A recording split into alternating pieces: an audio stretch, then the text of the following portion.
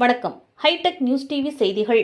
சென்னை பத்திரிகையாளர் மன்றத்தில் திமுக சிறுபான்மையினர் நல உரிமை பிரிவு சார்பாக திரைப்பட நடிகர் ஜே.எம். பஷீர் அவர்கள் செய்தியாளர்களை சந்தித்தார். அப்போது அவர் பேசியதாவது: திமுகவில் இணைந்திருக்கும் OPS அவர்களை வரவேற்கிறோம். பிஜேபியுடன் இணைத்து அதிமுகவை அழித்து சிறுபான்மை மக்களுக்கு துரோகம் செய்யும் ராட்சசன் எடப்பாடி பழனிசாமியை 2026 சட்டமன்ற தேர்தலில் தமிழக அரசை விட்டு விரட்டுவோம் என்று கடுமையான விமர்சனங்களை முன்வைத்தார்.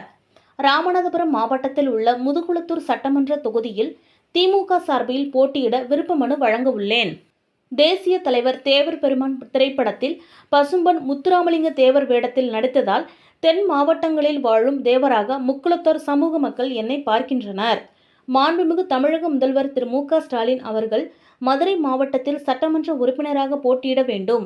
மாண்புமிகு துணை முதல்வர் திரு உதயநிதி ஸ்டாலின் அவர்கள் தஞ்சாவூர் மாவட்டத்தில் போட்டியிட வேண்டும் என்ற கோரிக்கையை அவர் முன்வைத்தார்.